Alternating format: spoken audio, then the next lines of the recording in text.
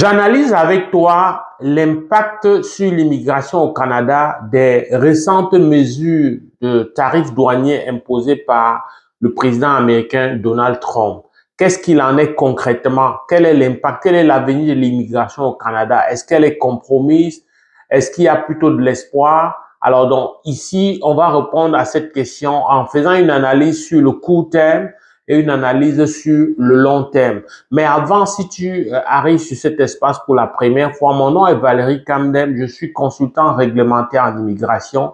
J'accompagne les jeunes, les familles dans leur projet d'immigration et d'intégration au Canada. Parlant d'intégration, je m'occupe particulièrement des jeunes, des adolescents qui ont maille à partir dans leur milieu sociaux et scolaires ou même qui ont des conflits dans les milieux familiaux. Donc, avec le programme complété à l'Université de Sherbrooke, puis mon brevet des enseignants au secondaire au Québec, alors je peux autant accompagner donc, les parents pour réussir leur projet d'immigration pour une vie harmonieuse en famille, mais aussi accompagner dans les différentes procédures d'obtention de la citoyenneté, de la résidence permanente, du permis de travail, du permis d'études, d'une prolongation, etc., etc. Alors, donc, dans la vidéo d'aujourd'hui, on va regarder l'impact. Il s'agit de quoi précisément? Comme annoncé, le président des États-Unis, Donald Trump, a décidé d'imposer 25% sur toute la marchandise canadienne en direction des États-Unis. Bon, on va pas s'attarder sur le prétexte, c'est pas l'objet de la vidéo. C'est sûr que pour les produits énergétiques, c'est-à-dire le pétrole, le gaz, cette taxe est ramenée à 10%. Alors, très vite, quels sont donc les impacts à court terme? À court terme, ben, c'est sûr que puisque les produits canadiens vont cesser d'être concurrentiels sur le marché américain, le choix du citoyen américain va être vite fait de choisir un autre produit proposé. L'idée étant de favoriser, voilà, le consommé américain. Alors, tu comprends que s'il y a moins de commandes, s'il y a moins de sollicitations, moins d'achats des produits canadiens, il y aura donc moins de commandes. Qui dit moins de commandes signifie naturellement qu'il y aura des pertes d'emplois. Alors, comme je te disais déjà dans un autre échange, au Québec où je suis, les pertes d'emplois sont autour de 100 000 emplois environ si cette situation perdure. Alors, c'est sûr que les 100 000 emplois ne seront pas perdus d'un coup, mais voilà la conjecture qui est faite pour ce qui est du Québec. On parle de 500 000 emplois au niveau de l'Ontario ou alors d'1 million et même plus à la hauteur du Canada. Alors, la question, c'est que, est-ce qu'il y a un impact donc sur l'immigration? Ce que je veux te dire, particulièrement, c'est qu'il y a beaucoup de ces emplois-là qui sont dans le secteur de la manufacture. Ça veut dire que en réalité, c'est pas des emplois professionnels pour la plupart. Pour beaucoup, c'est pas des emplois professionnels. Et quand bien même ce seraient des emplois professionnels, il ne s'agit pas des enseignants, il ne s'agit pas des infirmiers, il ne s'agit pas des comptables, il ne s'agit pas des pharmaciens. Tu as vite compris que sur le court terme, il y aura toujours besoin de la main-d'œuvre qualifiée dont je te parle souvent. Donc, la main-d'œuvre qualifiée, voilà, ça va continuer, ça va demeurer à être un besoin pour booster l'économie du Canada dans les secteurs, pour ne citer que les secteurs que je t'ai donnés là. Le travailleur social, il va pas venir remplacer le travailleur social. Ceci étant, le fait qu'il y aura un gros chômage, un manque d'emploi, il y aura forcément une reconversion professionnelle. La reconversion professionnelle, là, se fait plus facilement, soit dans des métiers qui ne nécessitent pas, puisqu'on parle de manufacture, des métiers qui ne nécessitent pas, voilà, une grande formation. Ça peut être le fait pour celui-là. Par exemple, si tu étais, mettons, un soudeur dans ce secteur-là ou un adjoint administratif dans ce secteur-là, tu vas chercher le même emploi dans d'autres firmes, dans d'autres compagnies, des compagnies qui ne sont pas touchées. Alors, si tu cherches dans le même emploi, tu comprends que c'est sûr qu'il y aura quelques-uns des emplois qui vont cesser d'être en demande parce que les gens vont se reverser dessus. Il y aura également sur le court terme donc un besoin de formation, mais pour la formation, si tu veut être dans un domaine professionnel comme ce que je t'ai nommé avant, tu comprends qu'il n'y aura pas un impact à court terme. C'est des gens qui vont aller probablement sur voilà les études, vont aller aux études et donc du coup, on ne peut pas dire qu'en attendant, ces professionnels-là ne seront pas, ces métiers professionnels vont rester sans besoin, vont rester non comblés.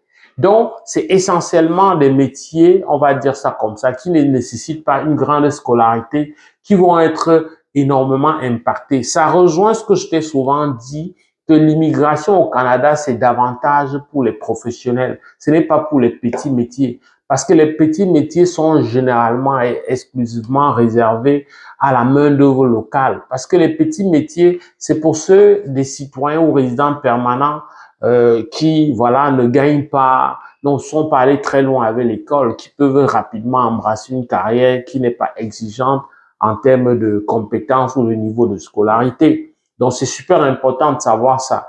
Alors ce qu'il faut dire, c'est que à court terme, l'impact va être davantage sur les travailleurs étrangers temporaires, dont la main d'œuvre qui souvent est tendue, la demande qui est extérieure là va se reconvertir, va se redistribuer dans l'offre qui désormais sera sur le territoire. Si parmi ces gens-là, il y a les travailleurs étrangers temporaires, tu comprends tout de suite que leur permis ne sera plus renouvelé parce que dans le monde idéal et même de manière légale, la priorité c'est aux citoyens ou aux résidents permanents lorsqu'il y a très peu d'emplois.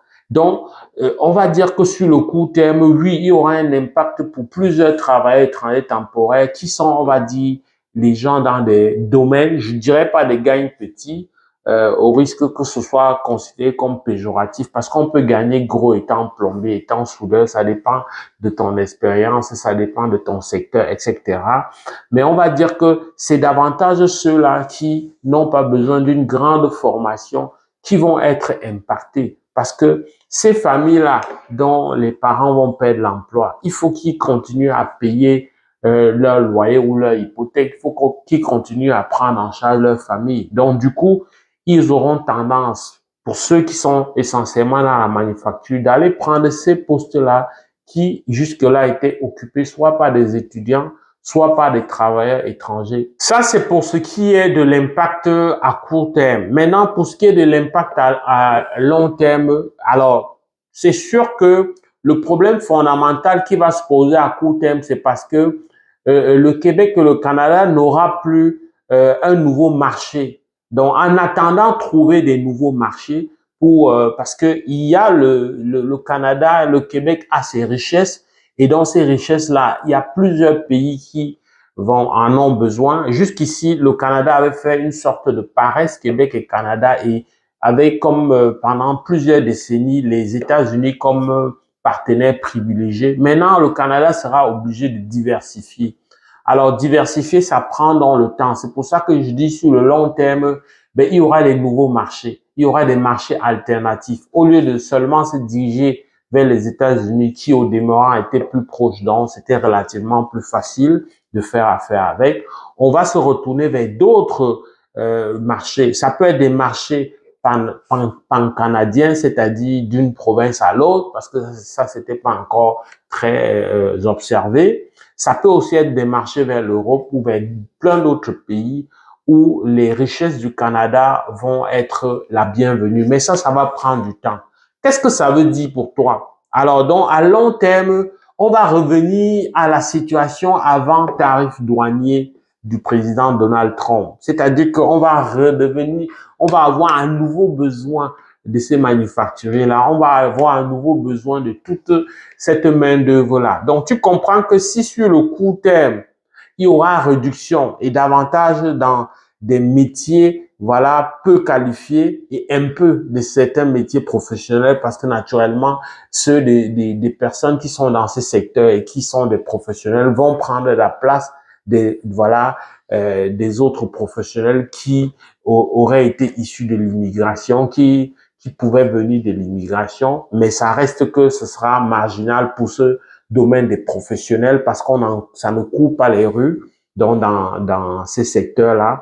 Et donc, il y aura cet impact sur le travail étranger temporaire, sur ceux qui n'ont donc pas de formation élevée sur le court terme, mais sur le moyen et long terme, très clairement, une fois que le Canada va reprendre son dynamisme économique à travers des nouveaux circuits, des nouveaux marchés, ils ne seront plus dépendants du marché américain.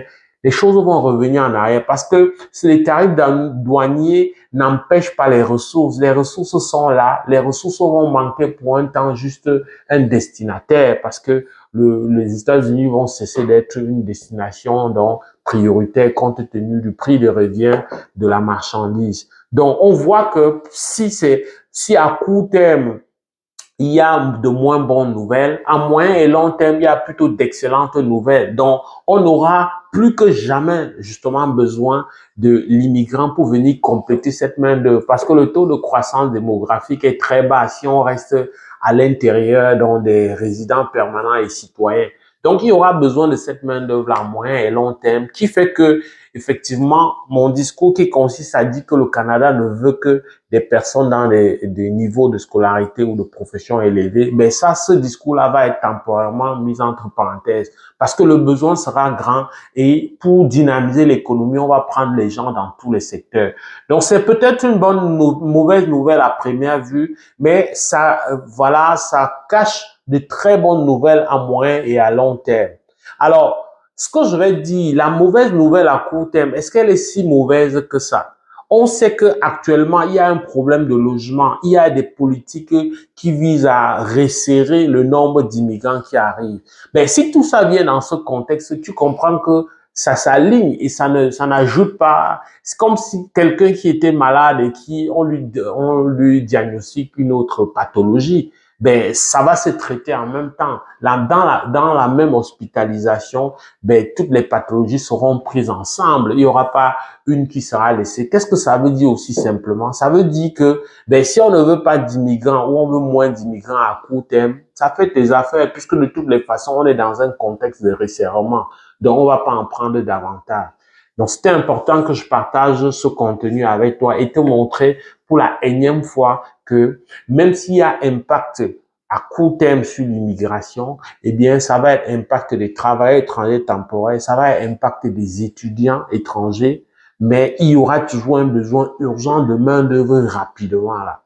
Donc, c'est important que tu le saches pour être situé ou pour redéfinir ou pour bâtir de manière conséquente ton projet d'immigration vers le Canada.